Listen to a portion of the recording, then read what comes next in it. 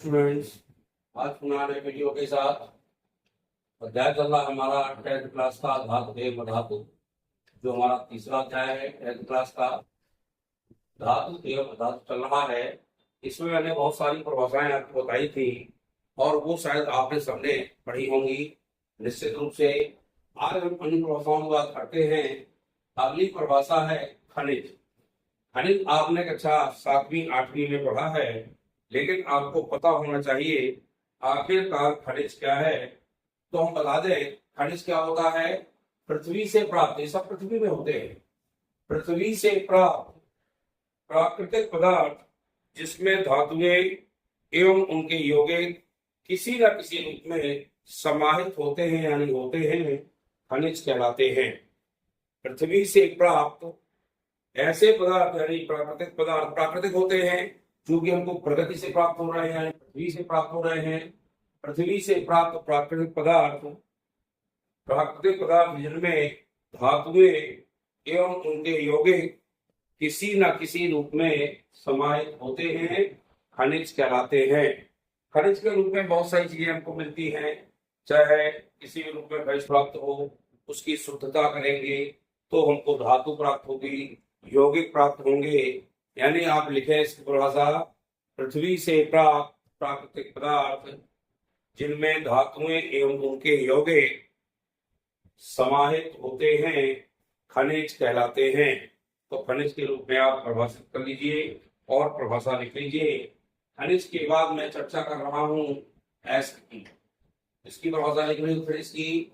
फिर एक बार सुन ले, पृथ्वी से प्राप्त प्राकृतिक पदार्थ कर ले। पृथ्वी से प्राप्त प्राकृतिक पदार्थ जिसमें धातुएं एवं उनके यौगिक किसी न किसी रूप में समाहित होते हैं, किसी न किसी रूप में समाहित होते हैं, खनिज कहलाते हैं। खनिज क्लियर हो गया। यानी खनिज कहाँ मिलते हैं हमको? खनिज मिलते हैं पृथ्वी में। पृथ्वी से प्राप्त प्राकृतिक पदार्थ जिनमें धातुएं एवं उनके यौगिक किसी न किसी रूप में समाहित होते हैं, खनिज कहलाते हैं। हम चर्चा करेंगे एस की। तो एस के रूप में लिखेंगे ऐसे खनिज। अब खनिज एस के रूप में होते हैं, तो ऐसे खनिज जिनमें धातुओं का आसानी से तथा लाभदायक तरीके से निष्कर्षण किया जाता है। ऐसे खनिज जिनमें धातुओं का आसानी से तथा लाभदायक तरीके से निष्कर्षण किया जाता है। निष्कर्षण माने होता है, अभी पढ़ाएंगे आपको कि धातुओं का निष्कर्षण होता है, अयस्कों का निष्कर्षण होता है और निष्कर्षण के बाद हमें धातुएं प्राप्त होती हैं। इस प्रकार के ये कहलाते हैं अयस्क। नोट कर लीजिए अयस्क को। ऐसे खनिज जिनमें धातुओं का आसानी से तथा लाभदायक तरीके से निष्कर्षण किया जाता है, अयस्क कहलाते हैं। ये आपको नोट कर ले। तो खनिज की परिभाषा और अयस्क की परिभाषा इस साल के लिए बहुत मोस्ट है। तीसरी परिभाषा मैं बता रहा हूं आपको, गैंग।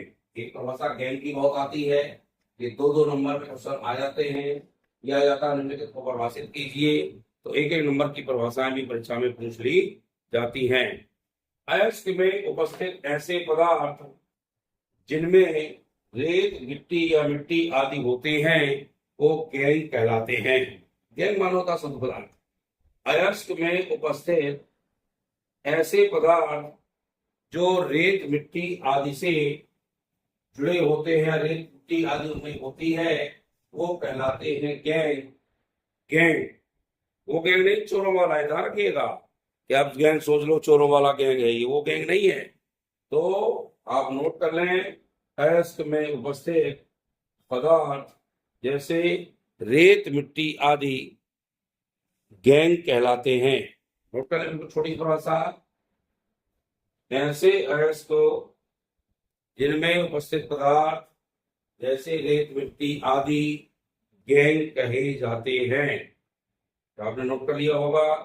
अयस्क की परिभाषा हो गई, खनिज की परिभाषा हो गई और गैंग की परिभाषा हो गई। बाकी परिभाषाएं मैंने आपको पहले बता दी थी, चाहे वो आघात वर्णनीयता हो, चाहे वो तन्यता हो, चाहे वो उभयधर्मी ऑक्साइड हो, यानी बहुत सारी परिभाषाएं मैंने आपको बताई थी और उन परिभाषाओं को आपने अच्छे से नोट भी किया होगा, निश्चित रूप से आपने पढ़ा होगा। कल मैंने क्लास नहीं ली थी, मुझे लग रहा था आप कुछ लोग उसको फेर लें, कुछ कमेंट कर लें, लेकिन किसी प्रकार का कोई कमेंट आपका नहीं आया था। तो थोड़ा सा ध्यान रखा करें कि कमेंट आप जरूर करें, ताकि हमें पता हो कि आप हमारी वीडियो को देख करके पढ़ रहे हैं, नोट कर रहे हैं। तो कमेंट आप जरूर करें। एक क्वेश्चन आता है, ऐसी धातुओं के नाम बताइए जो प्रकृति में मुक्त अवस्था में पाई जाती हैं। यह परीक्षा में आ सकता है, प्रकृति में मुक्त अवस्था में पाई जाने वाली धातुओं के नाम लिखिए। मुक्त अवस्था में यानी फ्री अवस्था में जो पाई जाती हैं, ऐसे धातुओं के नाम लिखिए। ऐसे धातुओं के नाम आपको लिखना है। प्रकृति में मुक्त अवस्था में पाई जाने वाली धातुएं होती हैं, एक तो होती है सोना और एक है चांदी। चांदी का जो सिंबल लिख लीजिए एजी, और सोना का सिंबल होता है एयू। ऐसे सिंबल होते क्यों हैं? सिंबल क्योंकि ये बनते हैं आपके लैटिन भाषा के शब्द से बना है। लैटिन भाषा का शब्द हमारा सोना का जो है वो होता आरम। बस ध्यान रखिए, एक 8th क्लास में हमने पढ़ा था आरम। आरम से ही इसका नाम बाद में सोना पड़ा। और जो एजी नाम है, इसका पहले नाम जो लैटिन भाषा का नाम था वह नाम है इसका अर्जेंटम। तो ये अर्जेंटम हो गया। चांदी जिसे कहा गया बाद में, तो चांदी तो आप जानते ही हैं, सोना जानते हैं, बहुत इस समय कीमती धातुएं हैं, इस समय बहुत हाई लेवल की हैं। तो सोना का जो सिंबल होता है वो होता है एयू, और चांदी का सिंबल एजी होता है। आप लेटे लेटे भी मेरी वीडियो देखते रहेंगे तो भी आपको ये क्वेश्चन बिल्कुल रट जाएंगे। इस प्रकार से वीडियो को देखते रहिए और निश्चित रूप से नोट भी कर लिया करें। जैसे हमने खरीद की परिभाषा बताई, एसिड की परिभाषा बताई, गैंग की परिभाषा बताई, ये तीनों आप नोट कर लीजिएगा। अगला मैं बता दूं, ऊष्मा की कुचालक धातु कौन होती है? ऊष्मा की कुचालक, ये भी नोट कर लीजिए, एक नंबर के आते हैं कुचालक। ऊष्मा की कुचालक धातुओं के नाम लिखिए। ऊष्मा की कुचालक धातुएं हैं लेड एवं मरकरी। नोट कर लीजिए, ऊष्मा की कुचालक धातुओं के नाम लेड और मरकरी। मरकरी का जो सिंबल होता है, यानी एक तत्व है, इसका सिंबल लिखिए एच जी। पारा भी इसको कहते हैं, नाम क्या कहते हैं? पारा। पारा भी कहते हैं। और मरकरी को नाम है ही लेड का नाम नोट करें। सिंबल इसका होता है पी बी। कैपिटल पी पहला अक्षर कैपिटल बनता है, दूसरा साथ में तो स्मॉल बनेगा, तो इसका नाम है आपका पीवी लेड। और इसके चूंकि प्लम्बस से बना था, कैसे बना था? प्लम्बस। इसका लैटिन नाम प्लम्बम है, प्लम्बम। इसकी दो होती वैलेंसी पढ़ाया आपने, एक तो होता प्लम्बिक 4+ होता है, एक होता है प्लम्बस 2+ होता है। और मरकरी इसी तरह मर्क्यूरस और मर्क्यूरिक होते हैं। Hg+ होगा एक, तो मर्क्यूरस होगा। Hg के ऊपर 2+ संयुक्ताएं होंगी तो वो मर्क्यूरिक होगा। ये आप नोट कर लें। ऊष्मा की कुचालक धातु कौन कौन है? लेड और मरकरी। ये तो कुचालक हो गई, यानी जो सुचालक नहीं होती। और फिर नोट करिए, ऊष्मा की सबसे अच्छी कुचालक, सबसे अच्छी सुचालक। सुचालक धातुओं के नाम, जो सबसे अच्छी सुचालक होती हैं उन धातुओं के नाम, ये अच्छी चालक होती हैं, उसमें पहला है सिल्वर और दूसरा है कॉपर। इनको नोट कर लें, सिल्वर और कॉपर। तो सिल्वर को ही चांदी कहते हैं। सिल्वर का सूत्र होगा एजी, वही चांदी कहलाएगा, वही अर्जेंटम होता है, और कॉपर होता है सी। आपने देखा हो सीयू जो कॉपर के तार आती होते हैं उनसे वो भरे जाते हैं, आपके पंप वगैरह भरते हैं और पंखे वगैरह भी कॉपर के तार से भरे जाते हैं। तो कॉपर और सिल्वर जो होता है ये सबसे अच्छी चालक धातुएं होती हैं। तो चालक धातुओं में आपको सिल्वर लिखना है और कॉपर लिखना है। इस तरह से आप ध्यान रखिएगा। एक क्वेश्चन आता है, चाकू से काटने वाली धातु का नाम लिखिए। चाकू से काटने वाली धातु का नाम। तो आपको बता दूं मैं, चाकू से एक धातु होती है जो चाकू से काटी जाती है और अत्यंत क्रियाशील होती है, जो वायु एवं नमी में तुरंत क्रिया कर लेती है और ऑक्साइड तैयार करती है। चाकू से काटने वाली धातु का नाम लिखेंगे सोडियम। आपने देखा हो तो ठीक है, मैं इसको दिखाऊंगा आपको, लैब से लाता है। और सोडियम का सिंबल होता है Na, इसको कहते हैं सोडियम। और इसका जो लैटिन नाम है वह था नेट्रियम। एक अच्छा आठ में पढ़ा होगा सभी के लैटिन नाम, जिससे कि इनके नाम बने। सोडियम सोचे कि सोडियम एस से शुरू होना चाहिए, तो नहीं, ये लैटिन नाम से प्रारंभ होते हैं और लैटिन नाम इसका है नेट्रियम। नेट्रियम, तो नेट्रियम के चक्कर में इसको हम Na लिखते हैं और वो कहलाएगा सोडियम। सोडियम कहलाएगा Na, Na कहलाएगा। तो Na किससे नाम पड़ा आपका? नेट्रियम से पड़ा Na, इसलिए इसको सोडियम धातु कहते हैं। अगला आता है, कमरे के ताप पर द्रव धातु का नाम लिखिए। तो कमरे के ताप पर द्रव धातु का नाम नोट कर लें। कमरे के ताप पर द्रव धातु का नाम। तो कमरे के ताप पर द्रव धातु का नाम लिखें पारा, उसी को कहते हैं मरकरी और इसका सिंबल होता है Hg। नोट कर लें, कमरे के ताप पर द्रव धातु का नाम पारा है, उसी को Hg कहते हैं। और इसका नाम मैंने पहले बताया, ये मरकरी से पढ़ा था, मर्क्यूरस। मर्क्यूरम, मर्क्यूरम होता है इसका लैटिन नाम, मर्क्यूरम। मर्क्यूरम में Hg आया और इसको हमने नाम क्या दिया?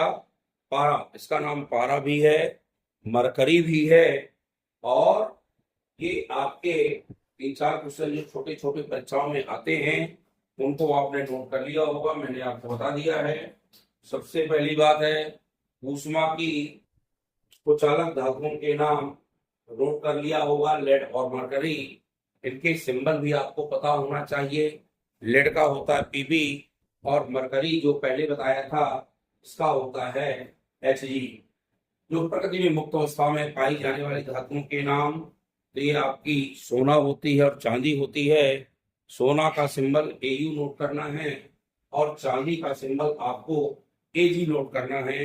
ये प्रकार से आपको नोट कर लीजिए।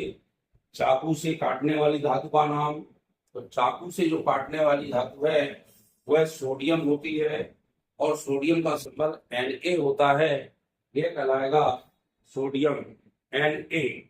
इसके बाद मैंने बताया आपको कमरे के ताप पर द्रव धातु का नाम। तो कमरे के ताप पर द्रव धातु कौन सी होती है?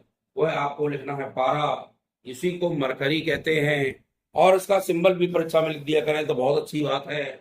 इसका सिंबल होता है Hg, मरकरी। यह आप नोट कर लीजिए। सब क्वेश्चन आपने नोट कर लिए होंगे और निश्चित रूप से मुझे विश्वास है यदि आपने क्वेश्चन नोट कर लिए हैं तो आपसे परीक्षा में अवश्य बनेंगे। कुछ आता है, क्वेश्चन आ जाता है निम्नलिखित अभिक्रियाओं के समीकरण लिखिए। ये नोट कर लिया आपने, इसको मैं बता दे रहा हूँ, आप इसको नोट कर लें और 1-2 बार पढ़ लें। और यदि नोट करना पढ़ने की इच्छा ना हो तो वीडियो खोल के मेरा पढ़ लें, और वीडियो खोल के पढ़ेंगे तो आपको जल्दी याद हो जाएगा। निश्चित रूप से आप इसको देखें, आपके जो अन्य दोस्त हैं उनको भी शेयर किया करें, वो भी आपसे बनेंगे। अब बात आती है कि निम्नलिखित अभिक्रियाओं के लिए समीकरण लिखो। तो समीकरण लिख जाएगा, मान लो आ गया आयरन, क्या आ जाएगा? भाप के साथ आसमान। तो भाप के साथ यदि आसमान आता है, भाप के साथ आसवन, इसको नोट कर रहे हैं। इसमें क्वेश्चन आएगा निम्न के अभिक्रियाओं के केवल समीकरण लिखिए। तो भाप के साथ आसवन लिखें, भाप के साथ आसवन लिखेंगे तो Fe की क्रिया होती है, Fe होता है लोहा, क्या होता है लोहा, और भाप मीन्स पानी, भाप मीन्स पानी, पानी आपका जब उबालते हैं तो भाप बनती है बनती, तो भाप का सूत्र ये होता है, इसको पानी ही लिखते हैं। तो इससे हमारा बनेगा Fe3O4 और प्लस इससे मुक्त होगी हाइड्रोजन। थोड़ा सा ध्यान रखिएगा। अब इसको बैलेंस करने के लिए बैलेंस जरूर किया करिए दोनों तरफ की। तो सबसे पहले ऑक्सीजन गैस है, इसमें 4 है, 4 यहाँ पे लगाना पड़ेगा। अब हाइड्रोजन हमारा कितना हो गया, 4 दूनी 8, 8 हो गए, तो हाइड्रोजन में भी क्या लगा दे 4, और Fe के 3 हैं, Fe के आगे 3 लगा दीजिए, ये होगा भाप के साथ आसवन। और एक बता दें इसी में, यदि हम कैल्शियम धातु ले लें, इसका भाप के साथ आसवन होगा तो कैल्शियम हाइड्रोक्साइड बनाएगा, क्या बनाएगा कैल्शियम हाइड्रोक्साइड, और प्लस इससे मुक्त होगी हाइड्रोजन, ये हाइड्रोजन यहाँ मुक्त हो गई। OH के कितने हैं यहाँ पे, O के 2 हैं और 2 लगाते हैं, हाइड्रोजन 2 दूनी 4 हो गए, 2 ये हैं और 2 ये हैं, कैल्शियम 1 है तो कैल्शियम को 1 ही देंगे। इस प्रकार से ये भाप के साथ आसवन है। हम मान लो अगर जल के साथ किसी की भी क्रिया लेते हैं, पोटेशियम की या कैल्शियम की या सोडियम की, तो पोटेशियम की क्रिया हम जल के साथ लिखेंगे, वही आएगा हाइड्रोक्साइड बनेगा, हाइड्रोजन मुक्त होगी, तो हाइड्रोक्साइड केवल होता है और हाइड्रोजन मुक्त होगी। तो आप देख लें, O का 1 है तो 1 हो गया, हाइड्रोजन के 3 है तो 3 तो बैलेंस हो नहीं सकते, होंगे क्या, नहीं होंगे, तो 2 यहाँ लगाए सबसे पहले, तो 2 दूनी 4, कितने हो गए, अब 2 तो यहाँ ले लिए तो 2 यहाँ लगाना पड़ेगा, तो O के भी 2 है, यहाँ पर भी O के 2 हो गए, अब K के 2 है तो K के लिए यहाँ लगा दीजिए। अब हाइड्रोजन लिख लीजिए कितने 4 है कि नहीं है, तो हम बता दें आपको 2 तो लगे हैं आपके कहां पर, दाहिने साइड यानी RHS में, ये 2 लगे हैं और 2 ये हैं, 4 है, तो यहाँ 2 दूनी 4, यानी ये दोनों बैलेंस दोनों तरफ का देखा गया तो बराबर हो गया। इस तरह से ये आप क्रिया लिखेंगे। आपके साथ आसवन दूसरा है, चाहे Fe करा दो, कैल्शियम करा दो, सोडियम करा दो, कैल्शियम का कुछ भी करा सकते हैं, यानी भाप के साथ हम क्रिया लिख सकते हैं। इस तरह से इनको नोट कर लें और अच्छे से इनको पढ़ें, क्रियाओं को लिख कर देखें। समीकरण जो होते हैं उनको तो आप लिख कर देखेंगे तभी आप कन्वर्ट कर पाएंगे और तभी उसको अच्छे से लिख पाएंगे। इस तरह से वीडियो को अच्छा लगे तो लाइक शेयर करें। हमारे जो स्टूडेंट नए जुड़ते जाएं वो हमारे चैनल को सब्सक्राइब करें। बहुत बहुत धन्यवाद।